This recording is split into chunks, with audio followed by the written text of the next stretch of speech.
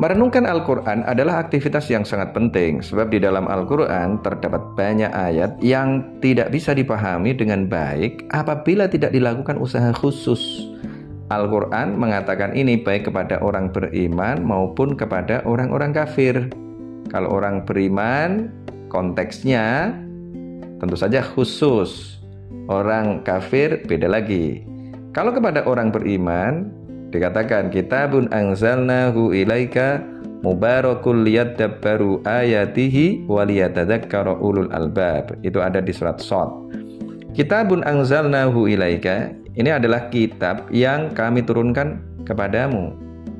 Mubarakun, yang diberkahi, liyadabbaru ayatihi, agar mereka melakukan perenungan ayat-ayatnya, terhadap ayat-ayatnya, waliyatadzakkara ulul albab, dan agar mengambil pelajaran itu orang-orang yang memiliki kecerdasan. Jadi kalau orang memiliki kecerdasan, maka dia mestinya bisa mengambil pelajaran. Tentu saja tadi itu dengan melakukan perenungan.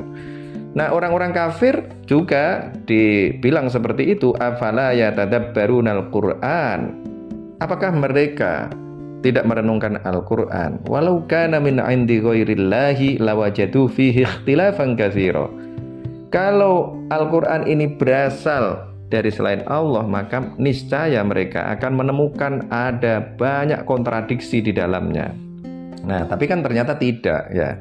Justru yang ada adalah sesuatu yang luar biasa, yang tidak saling kontradiktif, bahkan tadi itu saling mendukung antara satu ayat dengan ayat yang lain. Nanti kita buktikan. Nah, aktivitas mengoptimalkan akal diperlukan untuk ini, dan hanya orang-orang dengan kapasitas khusus yang bisa melakukan. Maka tadi disebut sebagai ulul albab.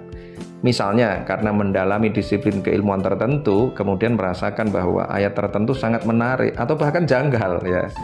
Kadang-kadang begitu kan, ayat ini kok begini ya, menarik sekali. Tapi ada juga yang sebaliknya, ayat ini kok begini, janggal sekali kayaknya, gitu. Ya, aktivitas perenungan yang mendalam tentu saja akan menghasilkan sesuatu yang baru atau lebih tepat atau yang lebih komprehensif. Nah, perenungan Al-Quran akan memberikan peluang lahir penafsiran yang mengoreksi penafsiran keliru di masa lalu, karena ada banyak penafsiran keliru di masa lalu, banyak ya, di kitab-kitab tafsir di masa lalu, karena belum ditemukan sains dan teknologi. Maka ketika mengartikan ayat-ayat yang berkaitan dengan sains dan teknologi menjadi keliru. Nah, ada juga yang kemudian penafsiran yang dihasilkan hari ini melengkapi dari yang ada sebelumnya. Nah, tapi setidaknya jawaban atas pertanyaan mengenai ayat-ayat yang terasa janggal akan bisa ditemukan itu. Pasti akan bisa ditemukan kalau melakukan perenungan yang mendalam, kemudian diikuti dengan riset dan seterusnya, aktivitas-aktivitas yang bisa menunjang ditemukan jawaban-jawaban. Harus serius, karena kalau kita serius maka Allah akan menunjukkan jalan. Walladzina jahadu fina lanahdiyannahum subulana. Barang siapa yang serius, yang berjihad di jalan kami, maka kami akan menunjukkan jalan-jalan kami. Nah, ini agar perenungan benar-benar menghasilkan jawaban atas pertanyaan yang muncul, diperlukan beberapa hal. Harus ada perangkat-perangkat yang dikuasai. Ini adalah alat. Nah, diantaranya adalah hafalan Al-Quran dan atau hadis. Saya menyebut dan atau di sini tidak hanya Al-Quran saja atau hadis saja, tetapi Al-Quran dan atau hadis. Keduanya mesti ada. Kenapa? Karena keduanya ini adalah sumber dari ajaran Islam. Nah, kadang memang Al-Quran cukup diartikan dengan Al-Quran, ayat dengan ayat. Tetapi kadang juga Al-Quran mesti ditafsirkan dengan hadis. Nah, tapi ada juga Al-Quran kemudian dijelaskan dengan hadis, yang hadis itu mengarahkan kepada ayat yang lain. Nah, saya ambil contoh yang ini, berarti lengkap nih contohnya. Nah, ini penting ya, untuk menginterkoneksikan antara ayat yang dirasa janggal atau yang memantik rasa penasaran dengan ayat yang lain yang bisa memberikan jawaban. Contohnya adalah surat Al-An'am ayat 82. Di situ Allah mengatakan alladzina amanu wa lam yalbisu imanahum bidzulmin ulaika lahumul amnu wa hum muhtadun. Orang-orang yang beriman walam yalbisu imanahum bidzulmin, dan tidak mencampur adukkan keimanan mereka dengan kezaliman, Ulaika lahumul amnu wa hum muhtadun. Mereka itu adalah orang-orang yang akan mendapatkan keamanan dan mereka adalah orang-orang yang mendapatkan petunjuk. Nah, mendengar ayat ini disampaikan oleh Rasulullah, ada sahabat yang kemudian merasa janggal atau merasa berat lah lebih tepatnya ya. Kemudian dia mengajukan pertanyaan, "Ya Rasulullah, ayat ini kok berat sekali?" Kemudian Rasulullah balik bertanya, "Beratnya di mana?" Itu untuk bisa mendapatkan keamanan dan petunjuk, syaratnya adalah tidak melakukan kezoliman. Padahal kami ini kan orang yang pasti melakukan kezoliman.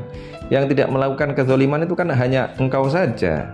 Nah, kemudian Rasulullah mengatakan, mengoreksi pendapat itu dengan mengatakan yang dimaksudkan zalim di situ bukan zalim sebagaimana yang kamu pikirkan, tetapi zalim yang ada di surat Al-An'am ayat 82 ini adalah zalim sebagaimana yang dijelaskan di dalam surat Luqman ayat 13, innasyirka la zulmun azim. Itu kan ada itu nasihat Luqman kepada anaknya, ya bunayya la tusyrik billah innasyirka la zulmun azim. Wahai anak kecilku, la tusyrik billah, janganlah kamu menyekutukan Allah. Kenapa? Innasyirka la zulmun azim. Sesungguhnya syirik adalah kezaliman yang besar. Jadi yang dimaksudkan kezaliman di sini adalah kezaliman yang besar itu. Apa itu syirik? Berarti mengartikannya harus dengan mensubstitusikan makna yang ada di surat Luqman ayat 13 ke dalam Al-An'am ayat 82. Bagaimana jadinya? Alladzina amanu walam yalbisu imanahum bisyirkin. Jadinya begitu. Nah, orang-orang yang beriman dan tidak mencampur adukkan keimanan mereka dengan syirik, maka mereka akan mendapatkan keamanan dan mereka mendapatkan petunjuk. Nah, ini yang pertama ya, harus punya hafalan Al-Quran dan atau hadis. Yang kedua, penguasaan kepada sejarah dan atau disebut dengan asbabun nuzul ya, sejarah atau asbabun nuzul. Jadi asbabun nuzul ini kan bagian dari sejarah ayatnya itu, tapi ada istilah khusus di dalam ulumul Quran itu namanya asbabun nuzul. Nah, ini ada contohnya. Di antaranya adalah Al-Baqarah ayat 6. Ayat ini bikin bingung saya juga dulu. Dan baru setelah saya belajar tentang teori konflik, ya, teori kepentingan dan lain sebagainya itu di dalam ilmu politik, maka kemudian jadi mudah memahami ayat ini. Al-Baqarah ayat 6. Innalladzina kafaru sawa'un 'alaihim a'anzartahum am lam tunzirhum la yu'minun. Sesungguhnya orang-orang kafir itu sama saja kamu beri peringatan maupun tidak kamu beri peringatan, mereka tidak beriman. Ayat ini kan janggal. Kenapa? Ayat ini seolah-olah memerintahkan kita untuk tidak usah berdakwah, karena didakwahi, diberi peringatan maupun tidak ya sama aja. Nah, kalau sama aja ngapain buang-buang waktu? Padahal di ayat yang lain ada perintah untuk berdakwah. Ini ayat yang terkenal di bidang dakwah ini. Ud'u ila sabili rabbika bil hikmah wal mau'izatil hasanah wajadilhum billati hiya ahsan. Ya. Ud'u, mengajaklah kamu ila sabili rabbika, kepada jalan Tuhanmu, bil hikmah, dengan hikmah, wal mau'izatil hasanah, dan mau'izah hasanah. Nah, ini ada perintah, berarti ini kan kayaknya ini kontradiktif, rasanya jadi kontradiktif. Padahal kan nggak mungkin Al-Quran kontradiktif. Nah, ketika kita mengetahui sejarahnya, mengetahui kapan ayat ini diturunkan dan dalam konteks apa, maka kita bisa menarik kesimpulan bahwa oh, maksudnya adalah ya, karena pada saat itu ada ahlul kitab. Ahlul kitab itu di dalam ayat yang lain disebut sebagai orang-orang kafir.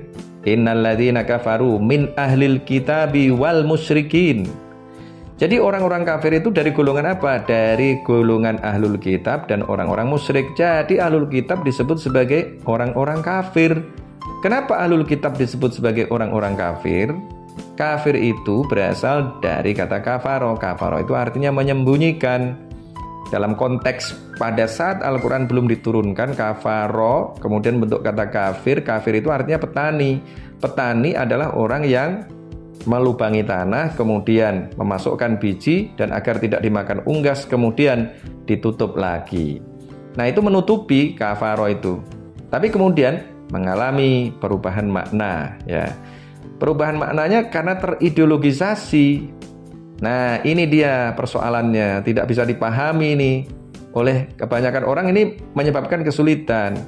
Nah, ngerti sejarahnya, kemudian ngerti nanti di pembahasan berikutnya nanti akan saya bahas. Nah, ini tadi sejarahnya adalah orang-orang yang sudah diberikan kitab, Ahlul Kitab, Yahudi dan Nasrani, dan mereka diberi informasi bahwa akan ada Rasul terakhir yang lahir di Mekah, ciri-cirinya yatim, kemudian ada tanda kenabian di antara dua bahunya misalnya, sudah ada semuanya.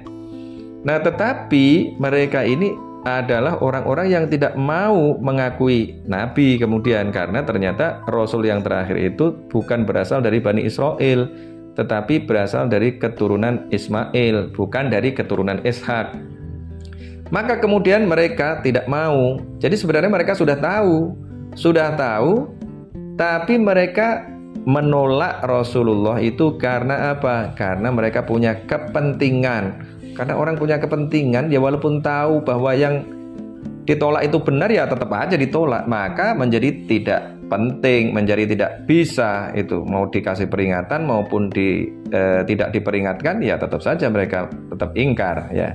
Kemudian lagi surat Al-Baqarah ayat 158 itu tentang sa'i antara Safa dan Marwah. Innas Safa wal Marwata min sya'airillah. Faman hajjal baita aw i'tamara fala junaha alaihi ayyat tawafa bihima. Kalau ini kan janggal rasanya nih. Ya. Innas Safa wal Marwata min sya'airillah. Sesungguhnya Safa dan Marwah adalah di antara syiar-syiar Allah, tanda-tanda Allah. Faman hajjal baita, barang siapa yang haji ke Baitullah, aw i'tamara atau umroh, fala junaha alaihi ayyat tawafa bihima, maka tidak dosa untuk tawaf. Nah, ini maksudnya sa'i. Untuk sa'i antara Safa dan Marwah. Ini kan tawaf juga, karena dari Safa ke Marwah kemudian agak belok dikit, kemudian balik ke Safa lagi. Safa, Marwah, belok dikit, kemudian balik lagi. Itu kan bentuknya kan juga lingkaran, tapi bentuknya seperti rantai, bulatnya bulat telur. Kalau tawaf, bulatnya bulat utuh, seperti bulat bola, ya. Al-Baqarah ayat 158. Janggalnya di mana? Fala junaha alaihi ayyat tawafa bihima. Kalau haji atau umroh tidak dosa kalau melakukan tawaf sa'i antara Safa dan Marwah. Loh, gimana? Padahal kita sudah mendapatkan pelajaran bahwa sa'i antara Safa dan Marwah itu hukumnya tidak hanya wajib tapi rukun. Kalau rukun itu kalau ditinggalkan nggak bisa, harus mengulang. Tapi kalau cuma wajib, kalau wajib itu ditinggalkan masih bisa diganti dengan dam, nyembelih kambing. Tapi kalau rukun nggak bisa. Nah, sa'i ini adalah rukun. Tapi kok ayatnya tidak dosa untuk melakukan sa'i antara Safa dan Marwah? Kalau tidak dosa, berarti kan lebih baik ditinggalkan. Nah, gitu kan? Nah, ini janggal. Maka harus mengetahui apa? Mengetahui sejarahnya, mengetahui asbabun nuzulnya. Nah, Bu Aisyah menjelaskan, Ibu Aisyah istri Rasulullah, ya, Aisyah Ummul Mukminin menjelaskan bahwa pada saat itu para sahabat ingin melakukan ibadah umroh. Tetapi ketika mau melakukan umroh itu ternyata masih banyak patung di sekeliling Ka'bah, di antara Safa dan Marwah. Masih ada banyak sekali. Maka mereka kemudian merasa khawatir, kalau kami sa'i antara Safa dan Marwah, nanti jangan-jangan menjadi musyrik. Maka kemudian turunlah ayat ini, Innas Safa wal Marwata min sya'airillah, faman hajjal baita aw i'tamara fala junaha alaihi ayyat tawafa bihima. Walaupun di situ banyak patung, maka tidak masalah. Yang penting kamu beriman dan tidak pernah merasa bahwa patung-patung itu adalah yang perlu disembah, memiliki kekuatan, bermanfaat, dan membawa madharat dan lain sebagainya. Itu yang dulu diyakini oleh orang-orang musyrik. Ini kemudian kita bisa menarik kesimpulan bahwa yang dilakukan oleh ayat ini adalah memberikan perspektif tentang desakralisasi. Berhala-berhala yang tadinya dianggap sakral menjadi tidak sakral kalau kita ngerti sejarah, ngerti asbabun nuzul. Kemudian yang ketiga adalah perenungan kepada pergeseran makna kata. Nah, tadi juga ada dari itu, zulmin tadi, kafir tadi juga kita mesti mengetahui pergeseran makna katanya. Nah, ini ada contoh lagi yang ada di surat Al-An'am. Alhamdulillahilladzi khalaqas samawati wal arda wa ja'ala dzulumati wan nur tsummal ladzina kafaru bi rabbihim ya'dilun.